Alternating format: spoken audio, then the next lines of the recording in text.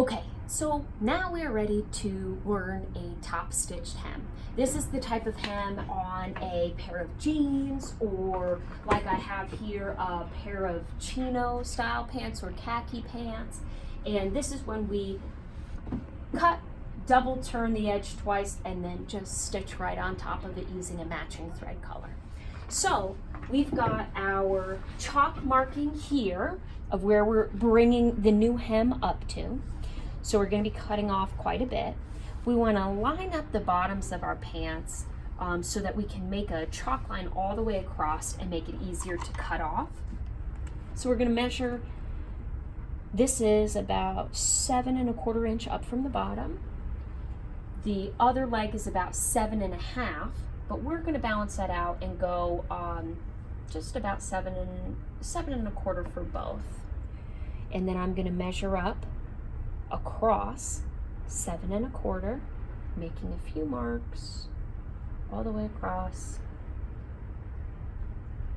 There we go. There we go. Perfect. And then I just like to connect those lines to make it easy to cut. Perfect.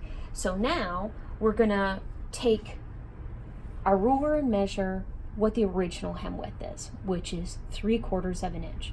If we want to be able to turn the fabric twice, we need 3/4 inch twice. So that's 1 1/2 inches. So we're going to measure down from our line 1 1/2 inches. And for me, that is right there. There we go. And draw another line across. So we've made a marking for our new hem, but we've also made a marking for our hem allowance. And you can see here, just eyeballing it, that it does look like it's twice the width, because it is. We always want to keep whatever the original width is and double it when we're doing a top stitch. So if this was 1 inch instead, then that's what we would do, 1 inch and 1 inch instead. Whatever the original hem is, keep that width. So for us, it's this. So we're going to cut on our new cut line and just cut straight across. Make sure also that the fabric is all flat and no other part of the pant somehow got tucked under this leg so that you accidentally snip right into it, because that can definitely happen. So be careful and make sure that it's totally flat and there is nothing else underneath of there. Perfect. And then we're just going to cut. Oops. And I like to line them up because it's easier to just go straight in the line. Now, we are going to keep these, or I keep these, because there are all kinds of things you can use this for, mainly scraps for the machine so that you can test, but also maybe you want to test to make sure that the color that you chose for thread is matching the original thread color chosen. Either way, I like to keep those for lots of reasons. Now, we're ready to press up our hem, and then we'll finally stitch it. So let's come over to our iron, and I like to use a couple of pins. Pressing this hem up instead of just folding and folding, instead of just folding over once and folding over a second time. You see how bubbled that is? It's gonna stay like that when you sew it. That's why we press it at this stage. So I'm going to press it up the first 3/4 inch, and we'll measure to make sure. Yeah, there we go. So press that first. Check the other side, make sure the other side is even. Okay, this looks a little bit thin. There we go. Again, with steam as always. And then fold it again. Same width, 3/4 inch. And I'm just gonna put 2 pins in. With the steam press, this is likely to hold its shape over to the sewing machine, so you don't need to worry about pinning it a lot. It's just one of the other many reasons that I really like to press it and then sew it and then press it again, because it's just gonna look so beautiful when we're done.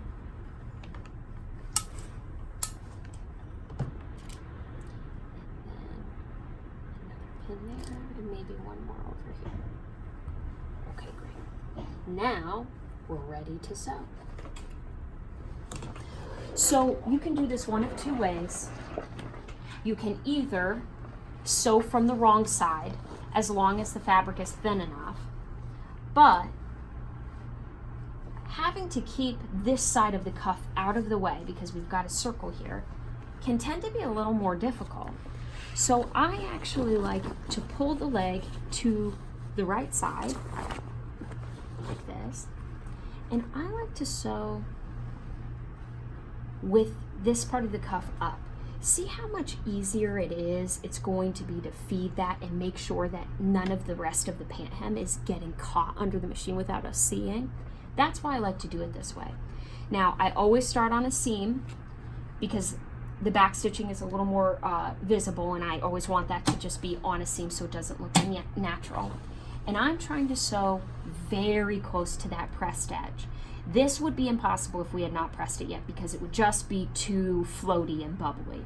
So I'm trying to sew within 1/8 of an inch, as close as I can without running off.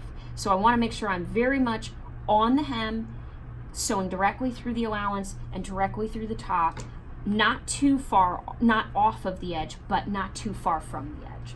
So we'll start just a few back stitches, always taking out the pins as we go. And you can see where my edge is as opposed to where my needle is and how close I'm trying to sew that. Always making sure that all of the fabric is staying flat under my fingers and feeling it to make sure it stays smooth. All right, we're already coming up on our other seam. There we go. All right, back to the beginning. We're going to make sure that we stitch directly over top of our original stitches so that we have a nice, totally continuous seam. And then we're going to make sure that we clip all of these extra threads. We don't want it looking messy. We want that. No extra threads, nothing sticking up there. And then we're going to go over and press it one more time. And this again is from the outside. So I'm going to press it, just shifting around a couple of times because we don't want any big hard crease anywhere. So I just like to shift it a little bit, press, press. And that is our finished seam.